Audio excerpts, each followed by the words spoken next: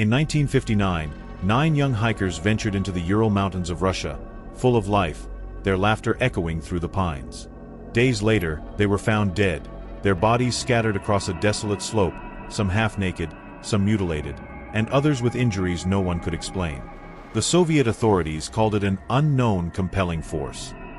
But what force could do this? Was it nature's wrath, a human conspiracy, or something far older, far darker, watching from the shadows of the mountains? Tonight, we're stepping into the chilling mystery of the Dyatlov Pass incident. A true story that's haunted investigators, scientists, and thrill-seekers for decades.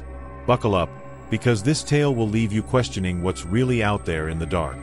Welcome to our YouTube channel Creeping Secrets. Like, subscribe to listen more horror, mysterious, and unsolved story. Let's go to the main story.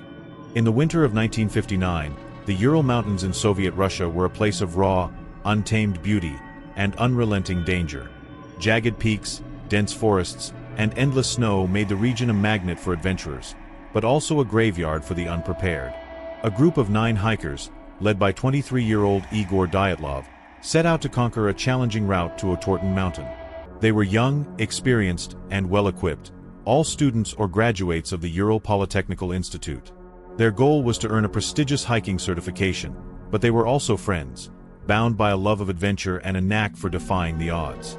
The group consisted of Igor Dyatlov, a charismatic leader, Zinaida Kolmogorova, a determined engineering student, Ludmila Dubinina, the youngest at 20, Alexander Kolevatov, a physics student, Rustam Slobodin, an engineer, Yuri Krivonischenko, a joker with a guitar, Yuri Doroshenko, a skilled outdoorsman, Nikolai Thibault-Brignoles, a French-Russian intellectual, and Semyon Zolotaryov, a 38-year-old war veteran and the group's outsider. They were fit, trained, and ready for the harsh conditions of the Urals. On January 25, 1959, they began their trek, full of optimism, documenting their journey with diaries and cameras. But something went horribly wrong. By early February, they missed their scheduled check-in.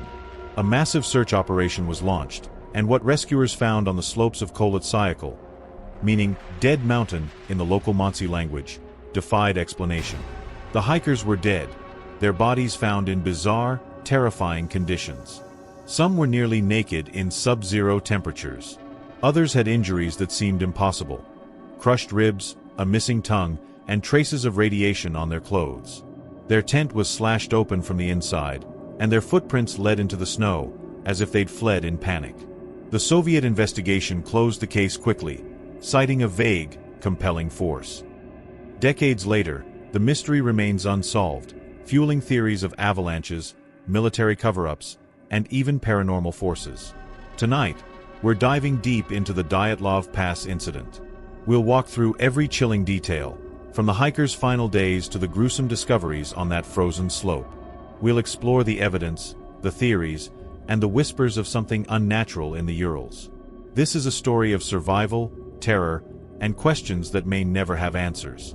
So, dim the lights, and let's unravel one of the world's most baffling mysteries.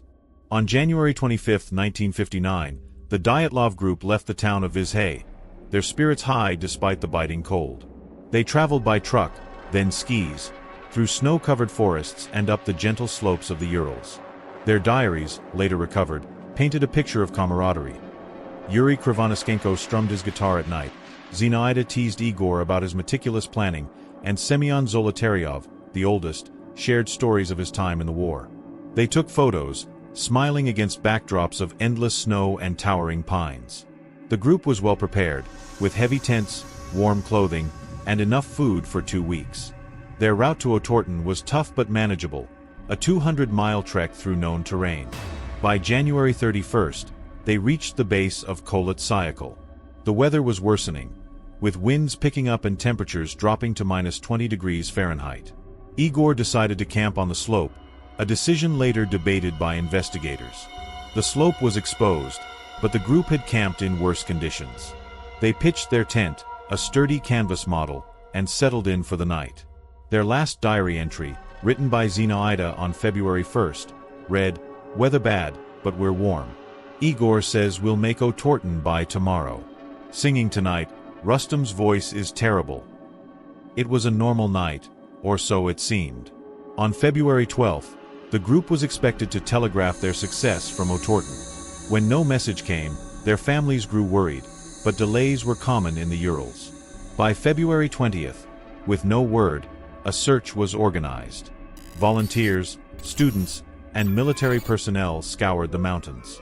On February 26th, a search team spotted a tent on the slope of Kholat Syakhl, half buried in snow. It was slashed open, not by wind or animals, but from the inside, as if the occupants had cut their way out in a frenzy. Inside the tent, everything was eerily orderly. The hikers' boots, coats, and supplies were neatly arranged. A stove was cold but intact. Food, bread, cheese, and sausage was laid out, half-eaten. A camera, later developed, showed mundane photos of the group skiing and laughing, but the final frame was blurry, capturing only darkness and a strange, glowing orb. The searchers followed footprints, some made by bare feet, leading down the slope toward a cedar tree a mile away. Under the tree, they found the first bodies. Yuri Krivonischenko and Yuri Doroshenko, both in their underwear, frozen in the snow. Their hands were burned, as if they desperately tried to light a fire. Nearby, a small fire pit contained charred branches. A mile away, Igor Dyatlov's body was found, face up, clutching a birch branch. Rustam Slobodin was nearby, his skull fractured but not fatally. Zinaida Kolmogorova was farther down, curled up as if trying to crawl back to the tent. All five showed signs of hypothermia, but their lack of clothing in -20 degrees Fahrenheit weather was inexplicable. Weeks later, in May, as the snow melted, the remaining four were found in a ravine 250 feet away. Ludmila Dubinina, Alexander Kolevatov, Nikolai Thibault-Brignoles, and Semyon Zolotaryov were in a shallow stream, partially covered by snow. Their injuries were horrific. Ludmila's tongue and eyes were missing, her ribs crushed. Nikolai's skull was shattered. Alexander and Semyon had massive internal injuries, as if struck by a car, yet their skin was unbroken. Stranger still, their clothes tested positive for low levels of radiation. Semyon's camera, found around his neck, contained undeveloped film that later showed distorted, shadowy figures in the snow. The Soviet authorities launched an investigation, but the Cold War-era bred secrecy. Lead investigator Lev Ivanov collected evidence: the slashed tent, diaries, cameras, and the bodies. The autopsies raised more questions than answers. The hypothermia deaths made sense. Temperatures could kill in hours. But why had the hikers fled their tent without shoes or coats? The internal injuries, likened to a high-speed impact, had no external marks, ruling out a fall or avalanche. Ludmila's missing tongue was attributed to scavengers, but the precision suggested otherwise. The radiation was low but unexplained, as the group had no access to radioactive materials. The footprints told a strange story. They showed the hikers walking, not running, from the tent, in an orderly line. Some tracks were made by socks, others by bare feet, despite the freezing snow. The cedar tree's branches were broken up to 15 feet high, as if someone had climbed it, perhaps to escape or observe something. The fire pit suggested a desperate attempt to survive, but why hadn't they returned to the tent for their clothes? Ivanov's team explored natural causes. An avalanche was considered, but the slope's 15-20 degree angle was too shallow, and no avalanche debris was found. A katabatic wind, a sudden, powerful gust, could have forced them out, but it wouldn't explain the injuries or radiation. Infrasound, low-frequency vibrations known to cause panic, was another theory, but no geological evidence supported it. The investigation also looked into human causes. The Mansi, a local indigenous group, were questioned, but they had no history of violence, and the scene showed no signs of an attack. A military accident, like a secret weapons test, was whispered about, especially given the radiation, but the Soviet government denied it. The case was closed in May 1959, with the official report stating the hikers died due to an unknown compelling force. The files were classified, and families were given vague answers. For decades, the incident was barely discussed, buried under Soviet bureaucracy. The Dyatlov Pass incident has spawned countless theories, each more unsettling than the last. The avalanche hypothesis remains popular but flawed. The slope's gentle incline and lack of debris contradict it, and the hikers' orderly footprints suggest they weren't fleeing in panic. A military cover-up is another angle. The Urals were a hub for Soviet weapons testing, and some speculate a low-yield explosion or chemical test caused the radiation and injuries. Declassified files from the 1990s revealed military activity nearby, but no evidence directly linked it to the incident. Paranormal theories abound. The Monsi spoke of a menk, a yeti-like creature that guarded the mountains. Some point to the broken branches and bizarre injuries as evidence of an attack by something inhuman. Others cite the glowing orbs in the hikers' photos, suggesting UFOs, an idea fueled by reports of strange lights in the sky that February, noted by other hikers in the region. The radiation, some claim, points to extraterrestrial contact or a failed Soviet experiment involving unknown technology. One chilling theory involves infrasound or a psychological phenomenon. The Urals winds could have created low-frequency vibrations, inducing panic or hallucinations. The hikers might have fled their tent in a delusional state, but this doesn't explain the physical injuries or the missing tongue. Another idea is paradoxical undressing, a hypothermia symptom where victims, feeling warm as they freeze, strip off their clothes. This could explain the lack of clothing, but not why they cut their own tent or the catastrophic injuries in the ravine. The hikers' diaries and photos add layers to the mystery. Zenaida's diary mentioned strange sounds in the days before their deaths, like a low hum that kept her awake. Semyon Zolotaryov, the war veteran, wrote about feeling watched, noting eyes in the trees on January 30th.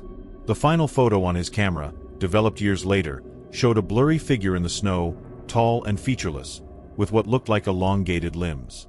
Some dismissed it as a double exposure, but others saw it as proof of something stalking them. The radiation on the clothes was trace but significant. Tests showed beta particles, suggesting contact with a radioactive source, but the hikers had no access to such materials. Their clothing was also discolored, with a strange orange tint, as if exposed to intense heat or chemicals. The ravine bodies were particularly disturbing. Ludmila's missing tongue wasn't scavenged. There were no bite marks, only a clean removal.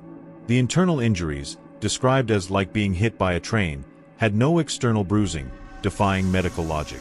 Locals added to the eerie lore. A Monsi elder claimed Kholat Syakhl was a forbidden place, where spirits of the mountain demanded respect. He spoke of lights in the sky, seen for centuries, and a whispering wind that drove people mad. Other hikers in the Urals that winter reported orange lights and a low, humming sound, corroborating the group's diary entries. In 1961, another expedition near Kholat Syakhl found a burned patch of snow, circular and 20 feet wide, with no explanation. The modern investigations. In 2019, Russia reopened the case, prompted by public interest and new technology. The official conclusion leaned toward an avalanche, citing computer models, but many experts disputed this, pointing to the same lack of physical evidence. Drones and ground-penetrating radar scanned the pass, finding no signs of a slide or explosion. A 2021 study suggested a rare slab avalanche could have occurred, but it still didn't explain the radiation or the ravine injuries.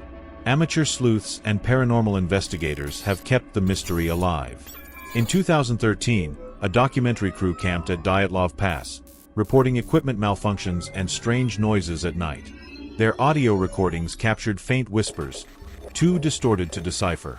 In 2018, a Russian blogger claimed to find a piece of fabric near the ravine, matching the hiker's tent, with faint burn marks and an odd metallic smell.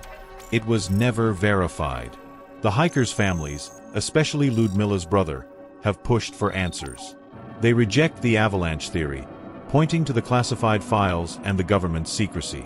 Declassified documents from the 1990s revealed a military test site 50 miles away, but no records mentioned activity in February 1959. Some speculate the hikers stumbled into a restricted zone, witnessing something they weren't meant to see. The unanswered questions. What drove 9 experienced hikers to flee their tent, cutting it open from the inside? Why did they walk calmly into the snow, some barefoot, only to die in such bizarre ways? What caused the catastrophic injuries, the missing tongue, the radiation? Was it a natural disaster, a military mistake, or something beyond our understanding? The glowing orbs, the humming sounds, the shadowy figure in the photo. What did the hikers see in their final moments? The Dyatlov Pass incident remains one of history's most enduring mysteries. Kolatsyakal is still there, its slopes silent but heavy with secrets. The wind still howls, and locals avoid the area, whispering of spirits or worse. The hikers' cameras, diaries, and bodies told a story of terror, but the ending is missing.